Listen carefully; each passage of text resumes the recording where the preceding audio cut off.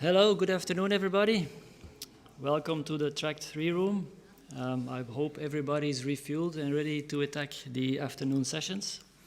Here we start with an interesting subject, namely drones, and it's clear to say that drones are here to stay when it comes to emergency response. And we have three experts who will enlighten us about these flying responders and how they can aid in different emergencies fields. So first of all, we have Oliver Wallin from Everdrone, where he's active in technical operations. And then we have Markus Bornheim from Avaya, where he's active in international practice, lead public safety and emergency services. And last but not least, we have Miss Anna Trigo from Telefonica, where she is the emergency services product manager. So we can start with Oliver, if you want. The floor is yours.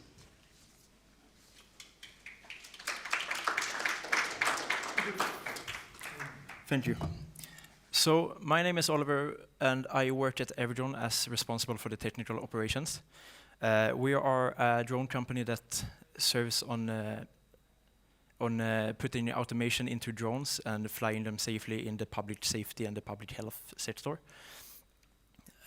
We are currently, for the last year, we had a collaboration with EENA where we tried to produce a report about how drones could be used in life-saving medical deliveries, which I will present to you today. So first, a brief history about defibrillators on drone in general. It was first founded as a student conceptual at the Delft University in 2014. Since then, there has been some theoretical studies and simulation performed. One that got big publication was one performed by Karolinska Institutet, a Swedish hospital that was published in JAMA in 2017. In 2017, Everdrone also started their business where trying to solve the regulation side of the drone problem. And in 2020, Everdrone and Karolinska went together to put the first real-world operation drone into use. So in 2020, Everdrone with Karolinska Institutet and SOS Alarm produced the first, and deployed the first drones. So the history of defibrillators. So there are annually 275,000 people that suffers from out-of-hospital cardiac arrests each year. Of these, only 10% survive.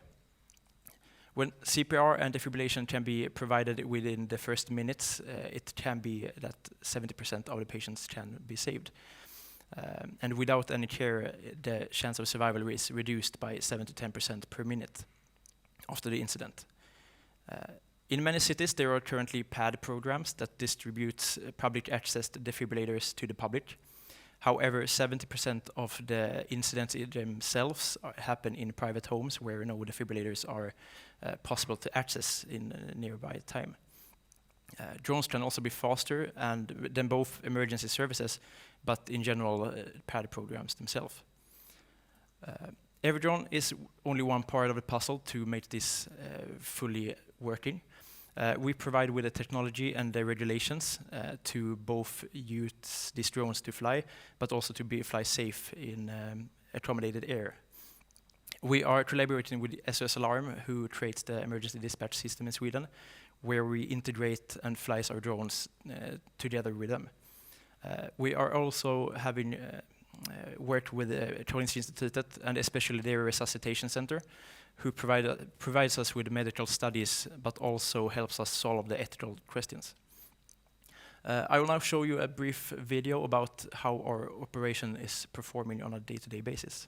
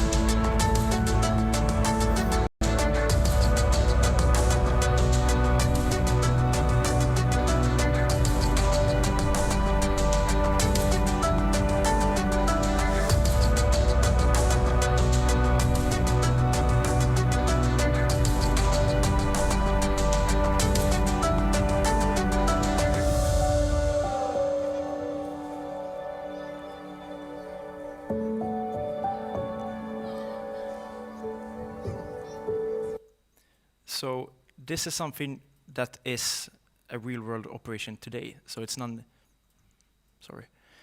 so this system is live and active in Sweden as we speak.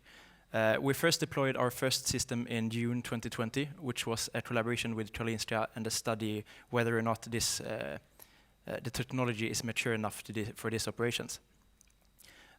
After that, we saw some results that we could deliver the AD in 92% of the cases that we got. We had a high accuracy of about 9 meters from the target. We could deliver, or in 65% of the cases that year, we were ahead of the ambulance in 65% of them. And we could deliver with a median of 1 minute and 52 seconds before the ambulance arrived. Since then, we have made massive development on the project, and we redeployed it this year in April and has had it running since then.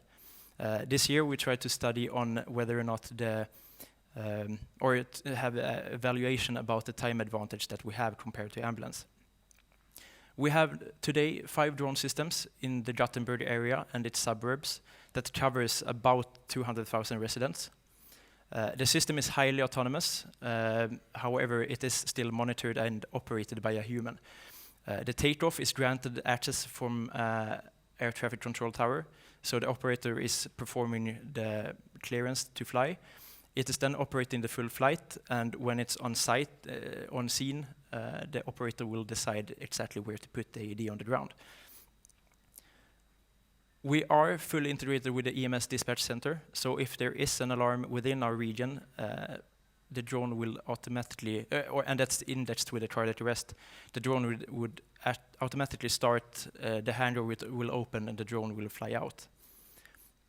We are operating during some limitations, both regarding the hardware and the regulation sides of the problem.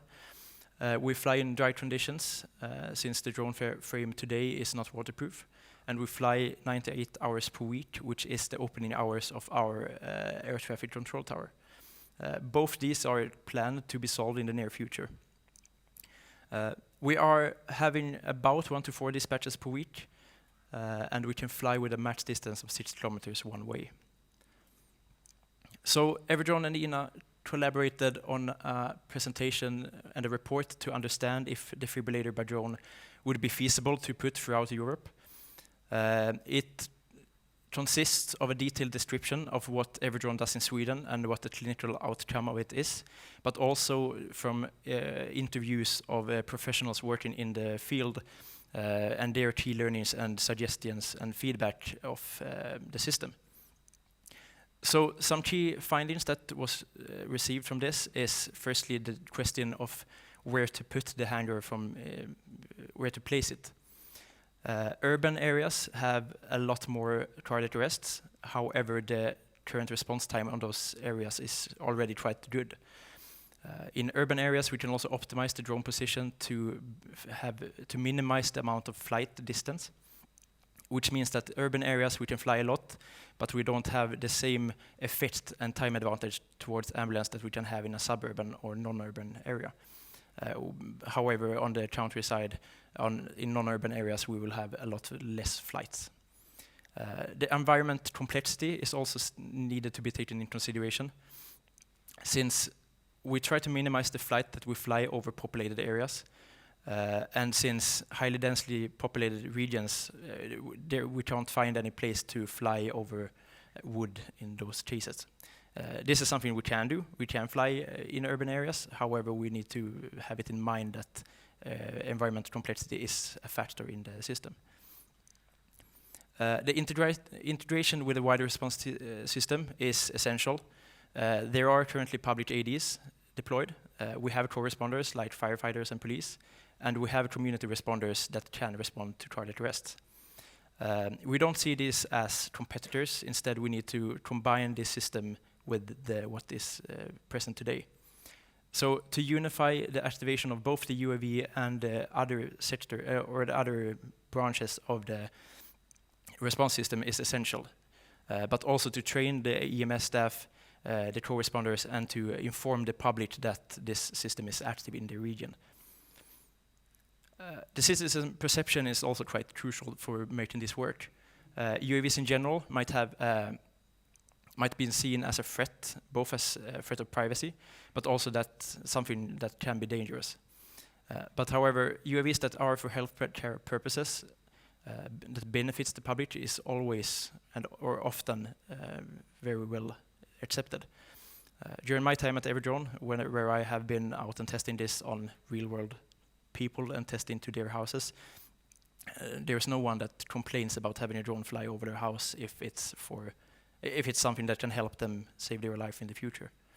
And it's also essential with the public awareness, since they can motivate leaders of their region to have this in their community. Legislation is something that is one of the harder things to do in the drone industry. We are currently assessing about 40 different safety-related failure scenarios and mitigate these to be able to get the acceptance to fly in as we do. We also test document every part of a system and also the system as a whole. We have a third-party validated parachute system. That is the last line of defense if anything of our redundant systems fail. We also have extensive operation manuals and document and train our crew for like 2 weeks before they can fly this drone. So the evidence for this to be working is that a faster response time leads to a higher survival rate. It also improves the service quality of non-urban regions where the response time is already quite bad. We can save resources since pad programs and defibrillators as a general is quite expensive. So instead of having many defibrillators in a region, you can have one drone system cover them all. The UAV as it is today is only delivering defibrillators, but for the near future we plan to have other type of medical deliveries, as well as first responder drones that can deliver and stream video of accidents or fires. The conclusion from this is that defibrillator by drone is showing great potential to improve the out-of-hospital cardiac arrest response time, survival rate, sorry. There are currently no standards or best practice, but the general agreement is that it is relevant, and it's relevant especially for residential areas. There needs to be continuous research and pilots provided throughout Europe to make this service mainstream and permanent.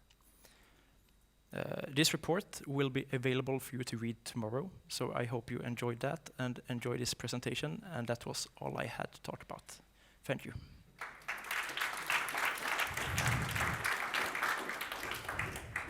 Thank you, Oliver. Somebody has a question for Oliver?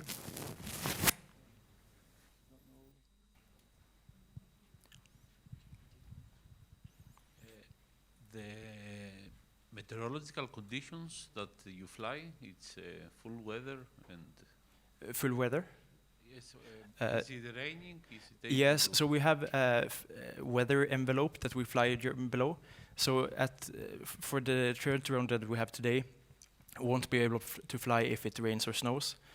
We can also fly in winds of 8 kilometers steady wind and 14 meters per second in gusts. That is the limitations regarding weather, David, that we have today.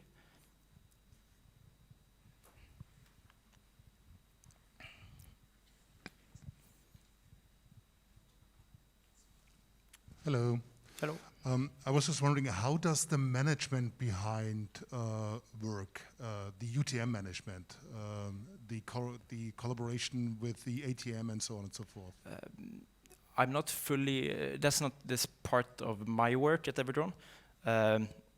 It is integrated with the Swedish dispatch system, and it's, I don't have any good question on that time, unfortunately.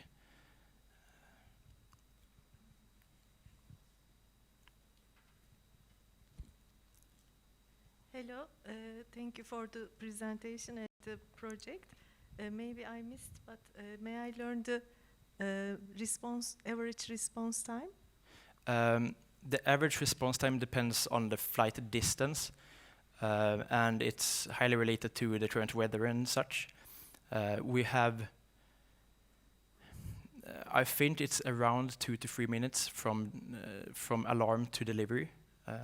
But it depends highly on both which wind direction it is and where the alarm is related to the handler. But around between 2 and 6 minutes would be a good number.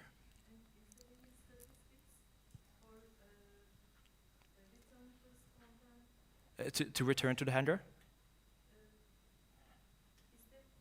Is there any statistics for return to spontan circulation? No. I don't know if I understand the question correctly. I mean, being alive, if it is more effective. Okay, so we can. Last year we couldn't see that we had an advantage towards the ambulance, but there is no statistic of how well it performed, life-saving wise in that case. But as I mentioned, we are performing a study this year with that, and that result will be presented beginning next year, I think, about more of the effectiveness.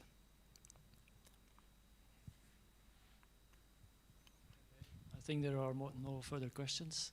So thank you very much for your presentation. Markus, the floor is yours.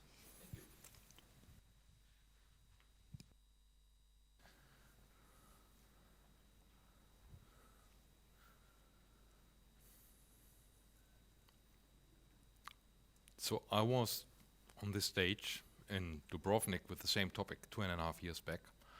My name is Markus Bornheim with Avaya since a number of years in public safety and emergency services. And I would like to give you some insight on what we discussed in this forum 2.5 years back, what I presented at that point in time, and the insights that we had throughout the last 2.5 years with dealing with organizations, like firefighters, like ministries, on drones in emergency and especially drones in real-time communications in emergency. So I'll start with a short catch-up on the 2019 conference to remind you what we discussed then. Insights from operations and deployment scenarios that we discussed and managed to execute as well between the last 1.5 to 2 years. And the next step, what does it mean when drones become active team members in emergency response from a communication collaboration standpoint of view? So let me start with the view back to 2019. You might remember Dubrovnik 2019 when I was on stage and I was discussing a couple of elements around, is there an influence on the emergency services chain when we start bringing drones into the conversation? And 3 key points I mentioned during that presentation is the integration of the drone into the flow of activities. So how do we get the drone to start? What is happening during the drone flight and what is happening after the drone flight when we talk about the communication collaboration scenario? Secondly, how a drone management platform can be connected to the Avaya collaboration and conferencing systems to share drone footage real time from end to end, from the flying drone into some video conferencing solutions. And last but not least, how the emergency services chain is affected if we have drone as an active participant in the emergency response. So this was 2019 in Riga. If you would want to review that presentation, it's still available online YouTube. You will find this QR code also in the handout after the conference to review what I've been discussing at that point in time. So 2.5 years have passed since then, talking about the end-to-end services chain, talking about drone management and connecting drone management to video conferencing and video collaboration. Some of you have seen already the demonstration on the Avaya booth today. And drone services automation affecting the emergency calls chain. These were the topics then. Now, we did a couple of activities. Even during COVID times, we had the opportunity to work with customers, to work with firefighters, to work with ministries of interior as well, to gain some practical insight and practical experience from that. So first, I started to see that there is 4 major drone deployment scenarios that are relevant mostly. 2 of them are associated with the manually piloted drone flight, well, drone being carried basically to the incident site by the responders. And 2 other scenarios are on BVLOS, on beyond visual line of sight with automated drone flights. The main scenario number 1 in the manual piloted flight is when you have a drone in a suitcase which is transported to the site of the incident, and if you want to communicate the video footage from the drone, well, you need to pick the video footage up at some point in time from the remote control of the drone and stream this into some kind of collaboration environment. This is scenario number 1. Scenario number 2 is when we talk BVLOS flight, we don't have the drone being transported by any responders, but we have connectivity on 4G or on 5G network. The drone is flying remotely piloted, and also the video is streamed over the air. The other 2 scenarios, 3 and 4, I wouldn't want to discuss them in detail here, but if you're interested into them, they involve the drone shelter as a piece of a communication chain as well, which is scenario number 3. And scenario number 4 is when we are dealing with special apps for the drone pilot or the video manager, which can act as a relay into the drone management platform and into the conferencing. Now let's see the scenario number 1 to get you familiar with what we have done and what we have tested.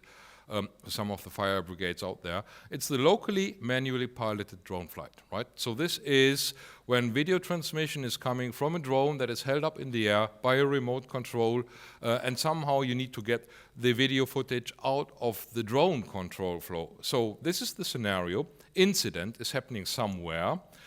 Emergency services are alarmed to go on site, and they carry the drone on the vehicle, they carry the pilot on the vehicle, and they carry the other response staff as well. And the pilot is lifting up the drone, and the drone is streaming the video footage down to the remote control of the pilot. And from there, we are picking it up and connecting it to an Avaya piece of equipment, to an Avaya video codec, which is then injecting this video footage into a collaboration environment, to a conferencing environment. And you all know, with the last 1.5, 2 years, collaboration and conferencing environments, probably you know what we are talking about. So that's video conferencing basically, right?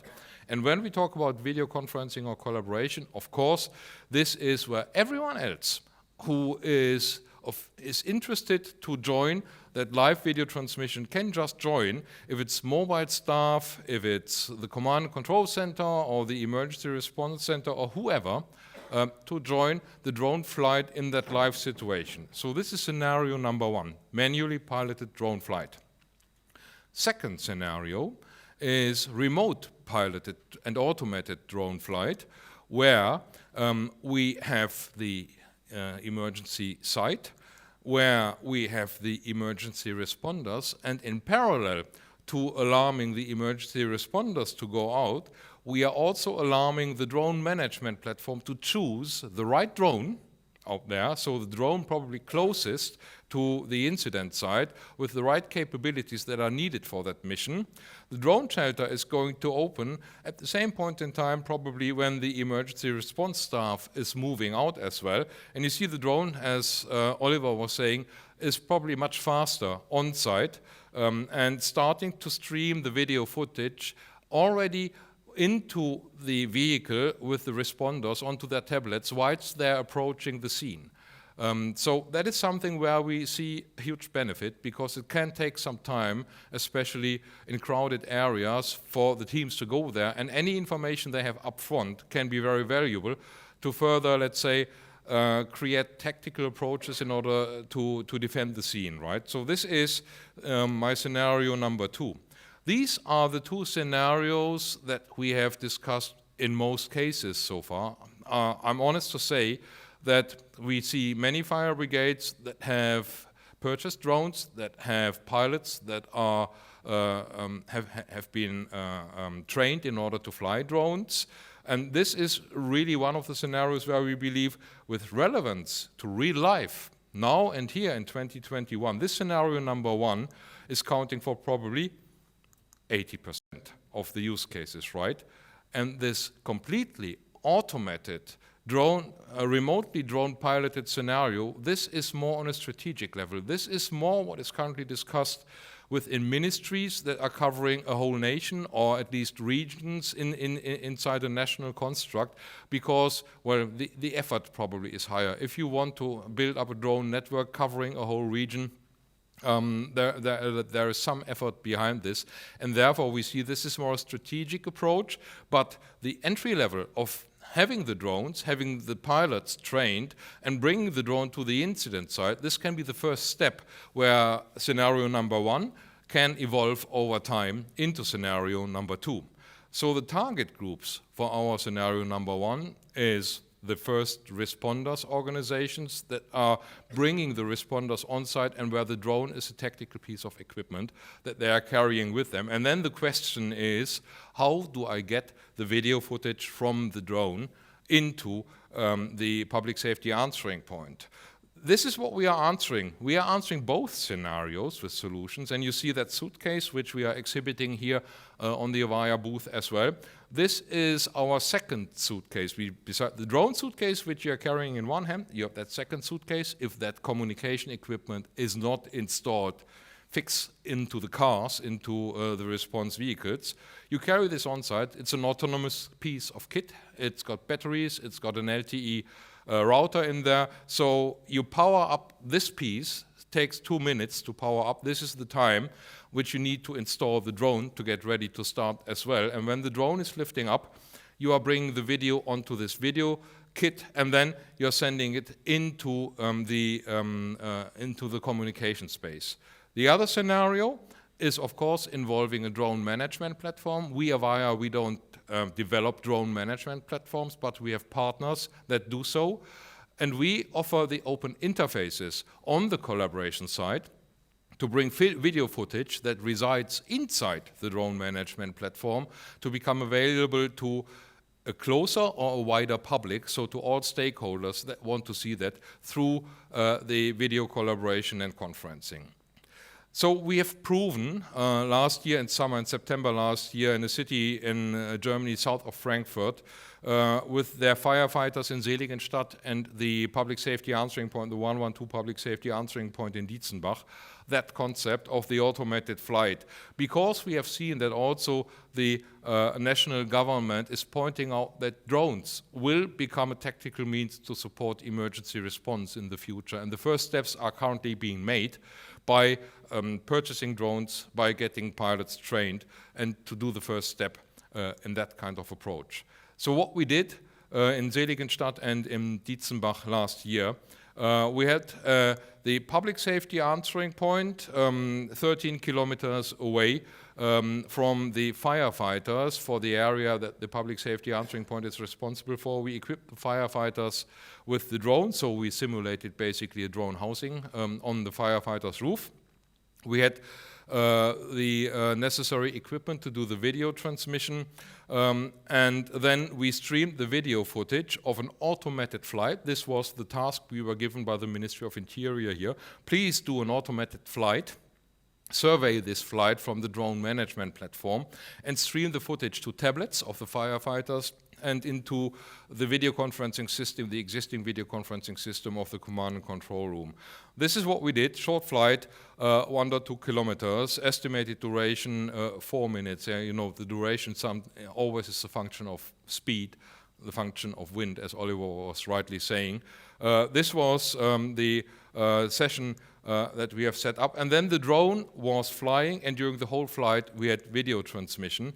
So this is the view from the firefighter's roof with a short simulation of the flight route. So lifting off the drone to 30, 40 meters of height, and then following that described path. So you could still see this drone right to the end of the flight from the firefighter's rooftop. So it was surveyed also manually in case something needed to be introduced as manual interaction.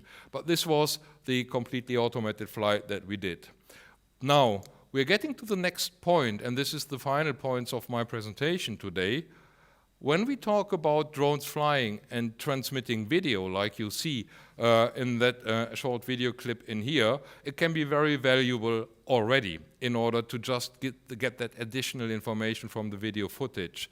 But what needs to be done to really embrace a drone, to become a member of the response team, a member that is communicatable, that you can reach out to, that you can ask questions to. So this is really the next iteration for us, looking really at the communication side of these kind of processes. So obviously, a drone can fly. Right, this is what we all agree on. A drone does carry a payload. There can be multiple payloads with that, right? So one obvious payload to transport is the drone camera. Otherwise, you won't generate any footage. This camera can generate video footage, so live streaming footage, as well as photos, high-resolution photos, which might be better if you need more detail than a streaming video. There could be other payload, like sensors, information that you want to gather, and the more complex drones get, the more things they might be able to carry, and the more information they might be able to generate. So these sensors typically do measurements of environmental parameters in some way. Right, with all of that knowledge, which can be very valuable for emergency services, what do we do with this? Today, probably we just transmit that information, right? But drones can transmit this, but can drones also communicate? Can drones actively share? Can drones respond to a question coming from the, let's say, surveyor's audience? Can drones collaborate? I think this is the key question for us to answer in here. And we would like to invite you to see this little demo in live action where we say, yes, of course, we have the video collaboration environment, not as exciting maybe because we are also used to these video collaboration environments. But when the drone can communicate into a video conferencing environment, this is already valuable. And when the drone can share or take a picture, send the picture as a chat straight into the group that is collaborating on that case, when the drone can be approached in the chat from others, can you tell me this, can you tell me that?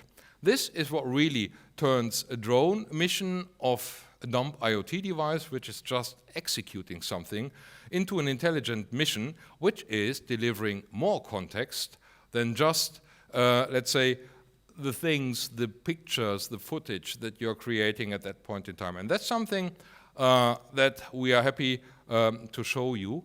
From all of the experience that we had the chance to do with firefighters and with ministries in the last 1.5 years, I tried to capture some of these experience on video footage to be able to share this with you. And I invite you to go to these two YouTube links, which I'm sharing in here, seeing on the one hand side the mobile video kit in action, connecting a drone from a remote control into the control room, and you see on the left-hand side, this is the drone's view in here, and on the right-hand side, you see the automated drone flying experience of the drone's video footage being transmitted straight into the public safety answering point. So I think these are examples of these two main scenarios, manually piloted flight as well as automatic piloted flight with different means of video transmission, which we are more than happy to share and discuss with you. And this was my presentation for today. Thank you for being with me today.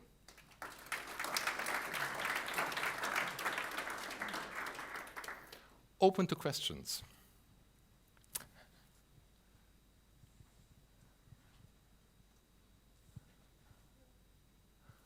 I have a question, yeah. In Brussels, yeah, we have now a police team which is using drones, and they can assist us when we need them as a fire department. But do you think it's possible in the future that we will be able to fly with automatic drones in a busy city where there's a lot of density and high buildings? So that's a question I was thinking about. I would say technically, yes.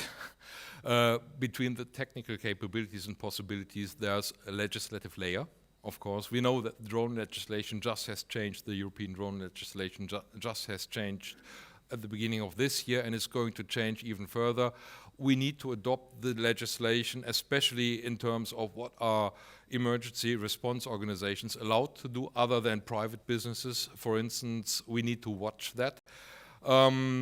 So I think it's a difficult question to answer, because in the end it's all about networked environments, right? When we talk about the IoT and when we talk about smart cities, there's more and more information that we can generate. But as we are moving forward into automatic and autonomous driving cars, which for the time being I think is a little bit even more complex than drone flying, just because of the pure mass of vehicles on the streets, and the drones hopefully are not as much as we see them in some science fiction movies in the city of the future. I believe there's a good chance, at least to say, when it's coming to public safety and emergency services, there should be a way to prioritize especially this traffic in some ways. But this is looking into my personal glass bowl, Spencer, right? And we can discuss this in a couple of years if I'm wrong or right. Thank you. Any more questions?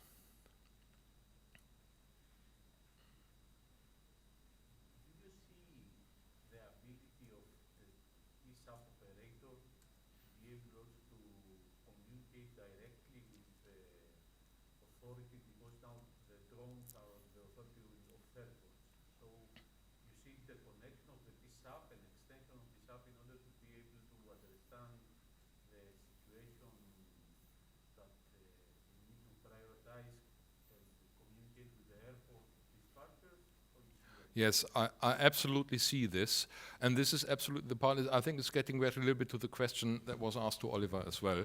How does the drone management platform is engaged in the process? And this is something that definitely has to be looked at. So when you think about drone management, drone is happening in the lower height of the airspace, right, just below where the air traffic control of the, let's say, business traffic is happening, but it has to be controlled and connected into this, right? So there's European projects going on, the U-Space project is going on, you probably monitor this as well, which is exactly discussing that kind of question. Under which conditions is a drone allowed to fly?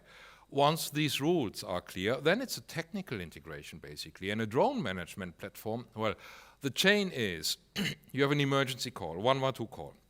Person is saying, I've got a person, I've got a scenery here, and you decide, okay, in order to better understand the scenery, I want to have a live footage, right? You press the button in your computer-aided dispatch application, dispatching the drone just as you dispatch the police car or the ambulance car. It's one of the tactical means that you have in order to respond to the situation. And the drone will be flying there, will be flying after a negotiation process with air traffic control. You send air traffic control the current position of the drone, the flight path, so the waypoints alongside it's going to fly into the final destination, and you send this and request approval for that flight.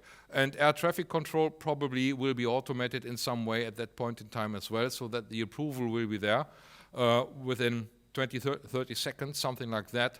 And then you can fly. And you see the process is completely automated. For the dispatcher, you don't probably even have to think about. If you have a modern computer-aided dispatch solution, it is going to suggest to you when you are describing the case that a police and an ambulance car and a drone is the response means you should use. And then you just click the button. And as the doors are right now opening of the garages of the vehicles that are moving out with the responders, the door of the drone box is going to open as well, and the drone is flying. For the responder, when it's well integrated into the technical chain between the different systems, you don't even have to think about this, right? So you will be getting a drone which is equipped with the technical needs and payloads in order to respond to the situation, and you have a remote drone pilot monitoring that automated mission, because you still need to have a human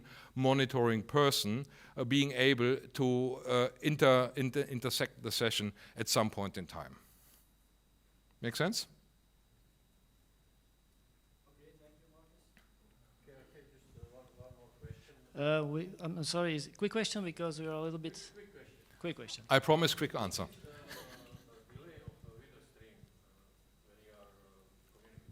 Seconds, not minutes. This is the reason why we said we use video conferencing and not some kind of streaming technologies. If you're interested, you can see this live on the Avaya booth. Come and see me. I have a close to real life demonstration there. Okay, thank you, Markus. Thank you.